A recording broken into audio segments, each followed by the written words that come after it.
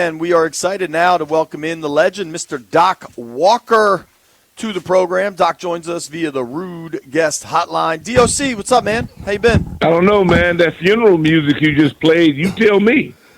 Hey, that's all landfill, He Doc. said, what music? That's all landfill, Doc. Take it up with him. Well, that's my guy, so I ain't got no gripe. Doc, What's up, Diggy Doc? I was listening to What's you up, and Mr. Mitchell? Toby. I was listening to you and Toby on the post game the other night, and I thought you all did a great job. And, you know, I understand you don't want me to call in on the post game anymore, and that's okay. But Well, first of all, that's not true. I have nothing to do with that. I'm just saying. It's okay. You were a staple. I thought you all. Well, again, I'm not management.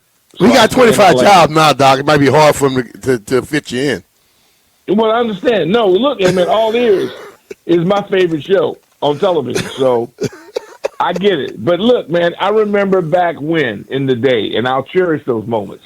They can't take that away from me. You were a puppy. See, the problem is you try to mess with Doc. He's just unmesswithable. Is that Doc, a word? No, it's definitely not. DOC, you were upset after that Bears game. It was a really bad loss. They gave it away.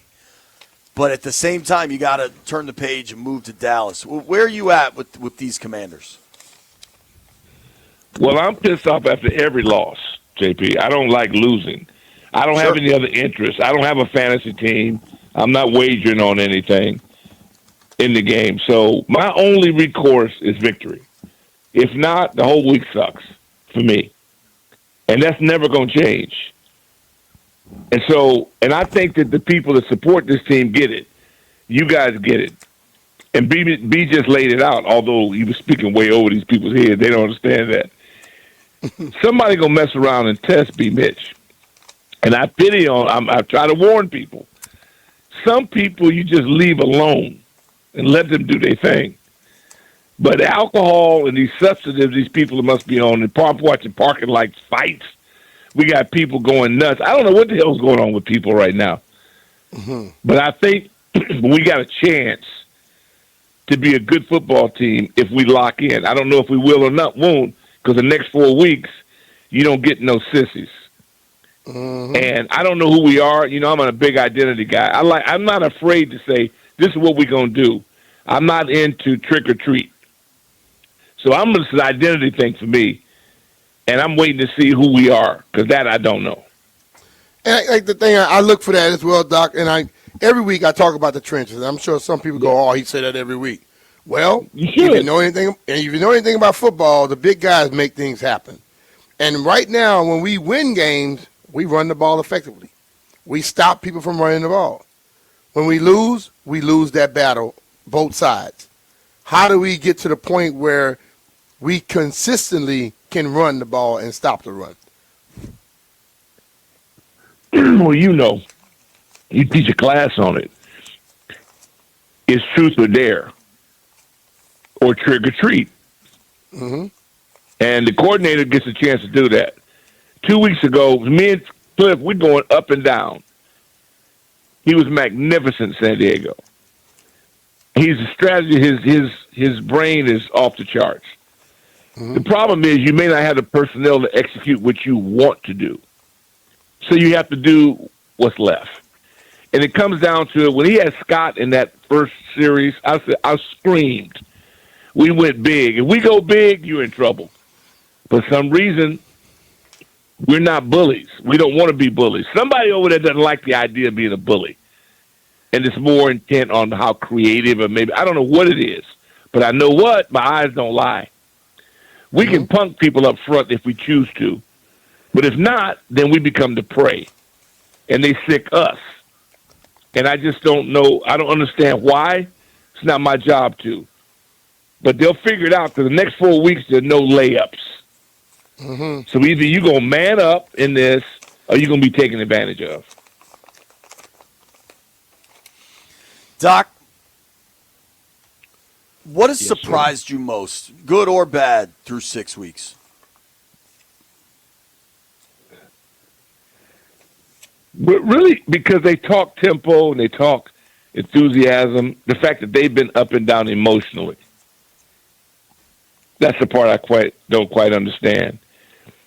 You don't have to be a really good team, but you can do whatever you do. Like Tampa, nobody mentions Tampa.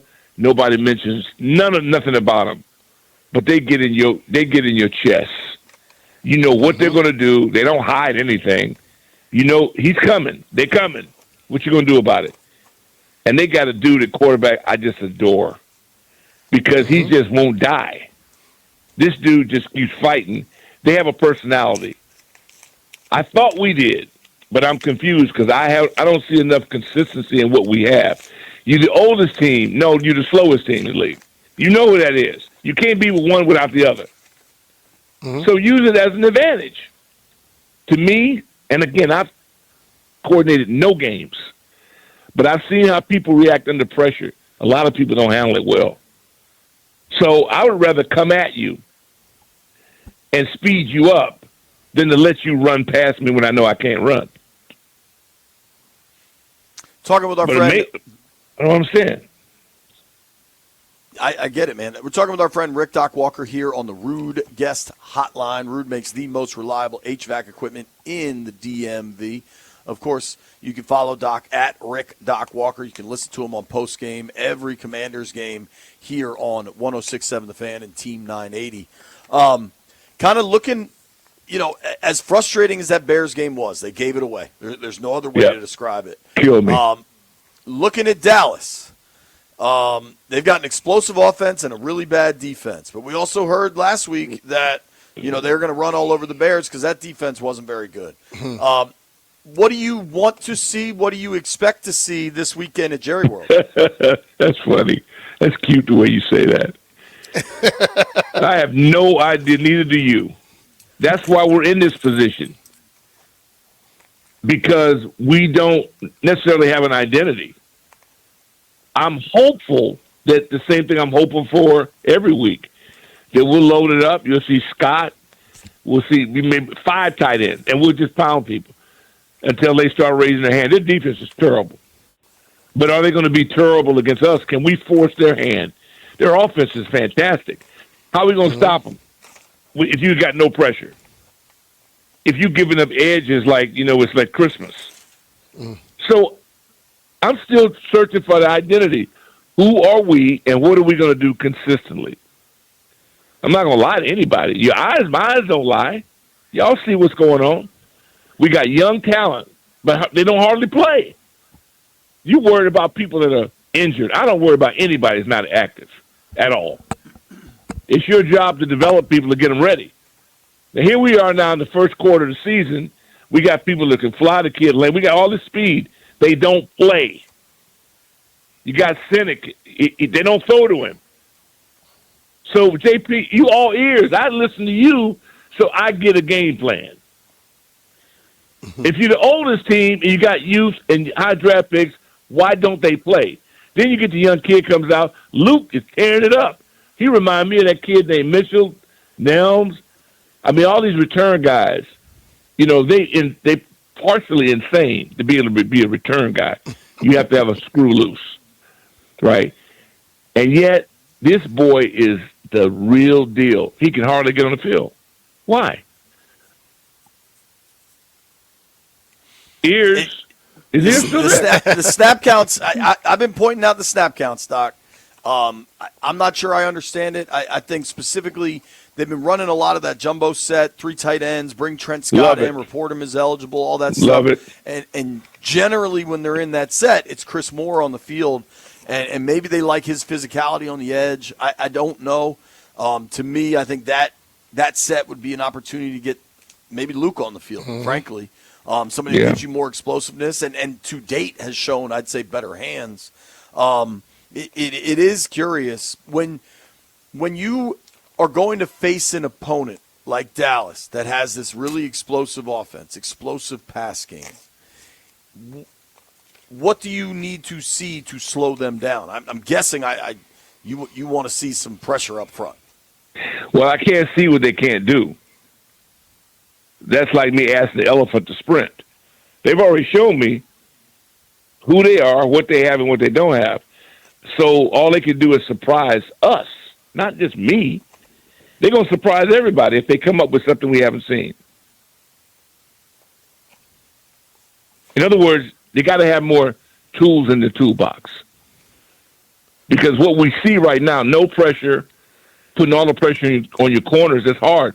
These guys have, they got two canines at wide receiver. And Dak, in the regular season, as we know, he's one of the best. Mm-hmm. So unless they fumble, we're watching the same game. I need to see something different. I don't understand why people keep asking the same questions every week, and you don't get any answer and you don't get any change, but yet you expect a different result. It's a fair question. Back to, I think, like I said over and over again, Doc, and I know you think the way I think. The big dudes that smell like bacon, those guys need to lead the way. You lean on them, and then everything else falls in line. If we run at people, I'm noticing inside the tackles, Bill gets it done.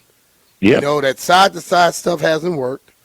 And when we are on defense, we got to collapse the pocket. We got to get penetration. We get penetration, things change up. Where's your edge pressure coming from?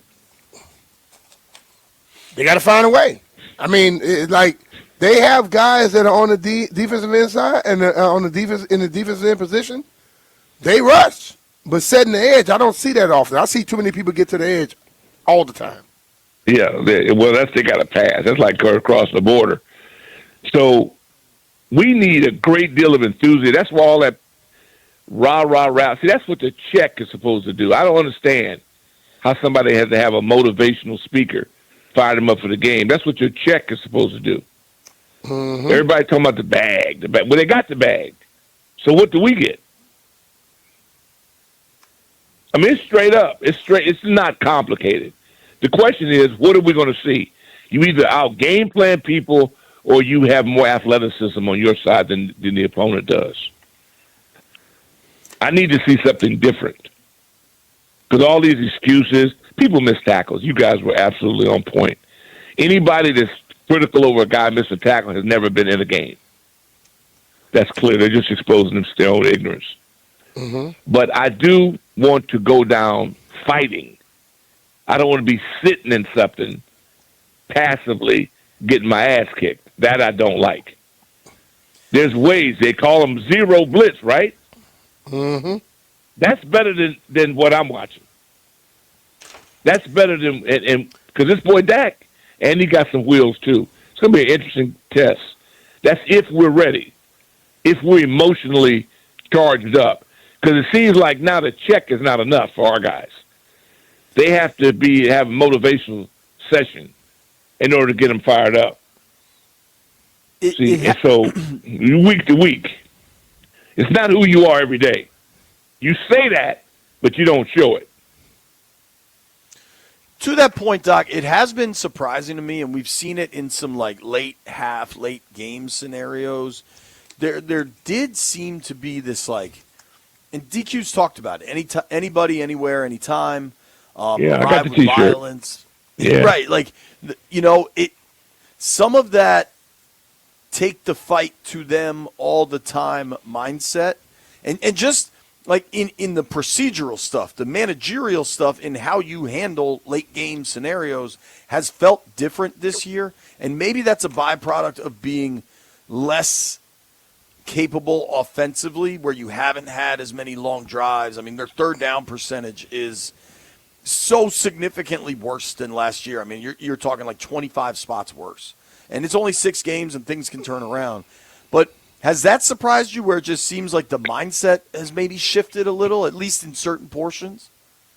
No, nothing surprises me because they're pretty consistent in being inconsistent.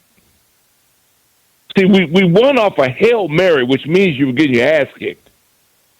And then you come back and have a play, and we got intoxicated, and it wasn't adrenaline juice. It was juice. No doubt about it. Mm-hmm. So then the Bears come back. They're the same old Bears. And now you're up on them, and then you give it a game away. Your building was as electric as I've ever seen or heard it. And you ruin your own party. And so you got guys that can physically do things. I'm not certain of being allowed to do that. It doesn't seem like it. Our edge guy, let's face it, saying somebody's old is just a nice way of saying they're slow in today's game. So what's your counter to that? It's either age and experience or athleticism and youth, whatever. You either got advantage or disadvantage. What is the counter to it? Yeah. I haven't seen a counter to it. I just hear a lot of talk, but I do not see the counter. What's your counter punch? Dak he's not the kid in Baltimore. So we can kind of get to him, but who's going to do it? Yeah. How are we going to do it? Can't get there with 4? Are we going to blitz? We seem to be having these off-the-record conversations with our coordinators, but nobody just goes man up and asks the damn question.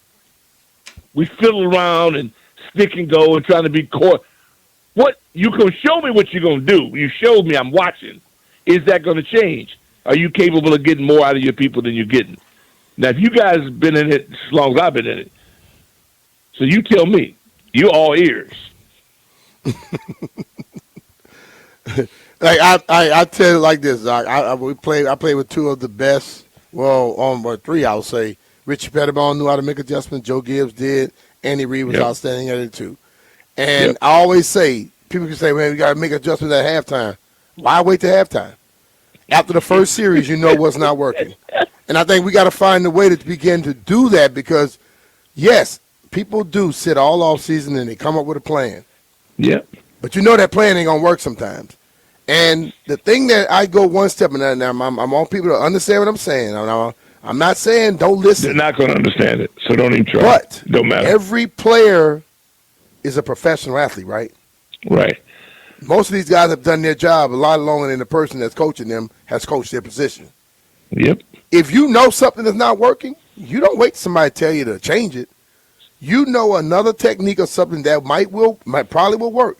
And if you could make that adjustment while staying with the framework of the defense or offense, you make it happen. That's if you're studying your playbook well enough. Like I told my coach directly on Monday to Saturday, you are the coach. Sunday, I'm the damn coach. Because if the stuff you taught me all week doesn't work in this game, I'm not going to keep doing it. Because they're not going to blame you. They're going to blame me. So I'm going to make it happen. And I had a coach that was so damn asinine that he got mad after I scored a touchdown because I didn't do what he told me to do. Well, see, that guy, hopefully he's not in the league. Oh, he's not in the league anymore, but I basically told him, I said, yo, bro, the camera's on me right now, and I'm laughing. I said, I'm not going to be the only one embarrassed, so you better step away. And he stepped away, but he came back. He had to apologize because he saw what he had taught would have got me tackled for a loss. But see, that happens, but you were a freak, so you were hard to coach unless you just let you be you. These guys, we're not talking about. We got a few unusual people. Ears. I say this all the time. Who do we double on our defense? Who requires a double team? Okay, so you're playing even. But we got a lot of people talking about bags. I keep hearing all this bag talk. And I'm telling, like Coach used to tell us, they need to be spoken to in tongues. Because that motivation 101, you're not getting the desired result. So somebody's not paying attention, or they're not listening, or you're just not good enough. But we've been in games that not been good enough. You got to play over your head. Somebody's got to be a hero. I only judge you by your check.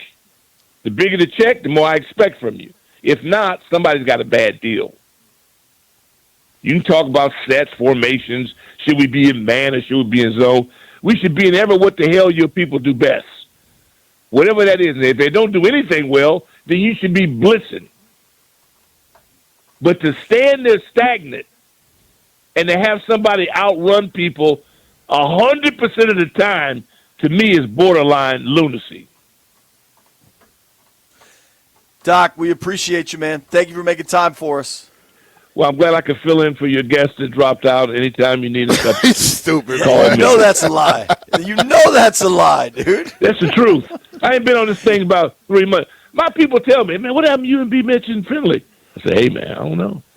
Landfill asked us yesterday Who should we get tomorrow? I said, well, Doc. that's my man. No, Landfield's my guy. I get that. But I'm a regular listener, so y'all can't talk yourself out of this one. Okay?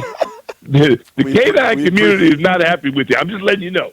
Doc, every week I say, let's get Doc Walker on, and I know you do. the rest of them try to talk me out of it. Doc, He's messed up. Doc, Landfield is a habitual liar. I'm learning that real quick. Come on, B. That's my dog, man. All right, hey, man, I'll see you at the gym. All right. Goodbye. Later, dude. Thank you, Doc. We appreciate you. The great Rick Doc Walker. Give him a follow at Rick Doc Walker.